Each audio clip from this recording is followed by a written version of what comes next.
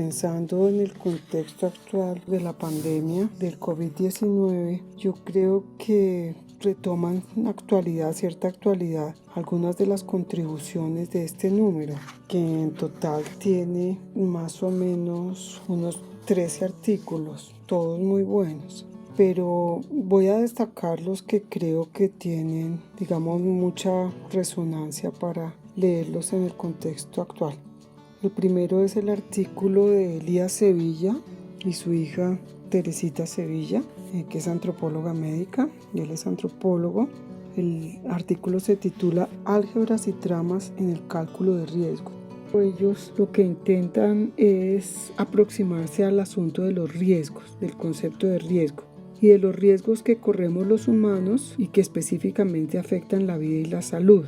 Pero en el centro de sus análisis, más que la enfermedad, que afecta a la salud, está realmente las formas de aproximación al riesgo que utilizan los salubristas y epidemiólogos por un lado y las que utilizan los antropólogos y sociólogos por el otro. En el primer caso, obviamente, ellos analizan el enfoque de riesgo en la epidemiología, y en el caso de los sociólogos y los antropólogos se refieren a la sociedad del riesgo. Ese artículo me parece a mí que es muy interesante porque ellos proponen que en ambos casos, en ambas maneras de aproximación, los expertos hacen cálculos en frío de los riesgos para la salud y la vida, y que la diferencia entre la manera como lo hacen los salubristas y lo hacen los antropólogos tiene que ver con la manera como unos y otros entienden la causalidad de la enfermedad. Después de este artículo rescataría el artículo de César Abadía,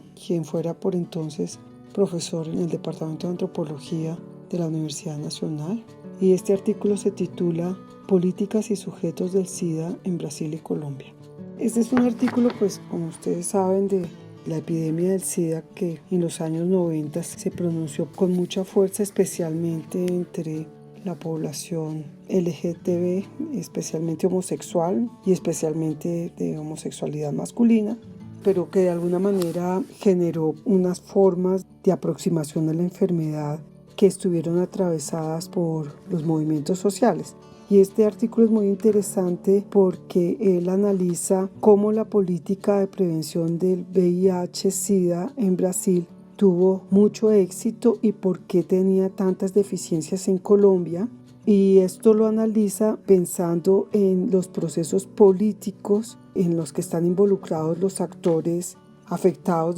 como diría Elías Sevilla, en caliente, que padecen la enfermedad en uno y otro país, y efectivamente en un momento en que en Brasil había, un posicionamiento de una corriente de izquierda que había abierto un espacio social para promover los derechos civiles de la población homosexual. Y eso genera que el tratamiento, la política de salud pública de prevención del VIH-Sida fuera amplia y generosa en la cobertura, en todo lo que tenía que ver con tratamiento y medicación que era necesaria para quienes estaban infectados en el VIH. Y está el artículo de Paul Farmer y Arachu Castro, que es cubano, que se llama Perlas del Caribe, la salud pública en Haití y en Cuba, donde mira realmente los casos en extremo contrastados de lo que puede ser el cuidado de la salud como un derecho de la población nacional en estos dos países. También se podría hablar no lo mencioné, es el artículo de Roberto Suárez, Catalina González y Juan Manuel Viatela de la Universidad de los Andes, Dengue, políticas públicas y realidad sociocultural, una aproximación al caso colombiano. Un artículo un poco, más de un análisis, digámoslo así, como técnico de lo que ha pasado con el tratamiento del dengue, que también es una epidemia de consecuencias graves para la población. Y sobre todo, ellos tratan de conjugar cuáles son las percepciones que tiene la población sobre esta enfermedad y cómo esas percepciones inciden en los itinerarios terapéuticos que utilizan las entidades públicas que tienen que atender a los infectados.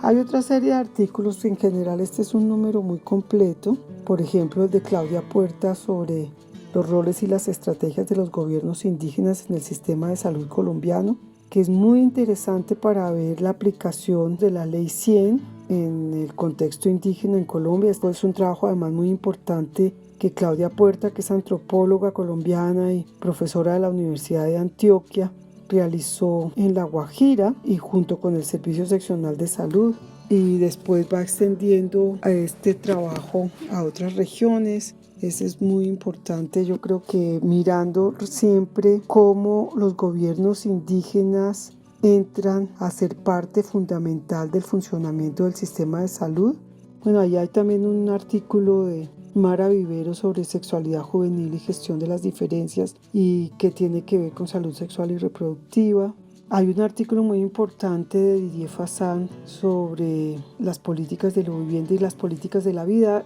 Él está ahí derivando casi hacia lo que después va a ser su trabajo más importante sobre humanitarismo. Y también hay dos artículos muy buenos sobre algo como más clásico de la antropología médica, que son como estas visiones que permean las nociones del cuerpo femenino en el conocimiento médico, y que es un análisis antropológico que hace Patricia Tovar, que titula El cuerpo subordinado y politizado, y el trabajo de Aida Gálvez, que es profesora de la Universidad de Antioquia, que se llama El camino del santazo, la narrativa del padecimiento misionero en Urabá, Colombia. En estos dos artículos lo interesante es que el cuerpo, que es de alguna manera tan importante para todo lo que tiene que ser la formación de los médicos, empieza a recibir un fuerte análisis antropológico, y en estos dos trabajos se ve, en el caso de Patricia, como decía yo, las metáforas del conocimiento médico sobre el cuerpo femenino, cómo lo subordina, cómo lo domina, cómo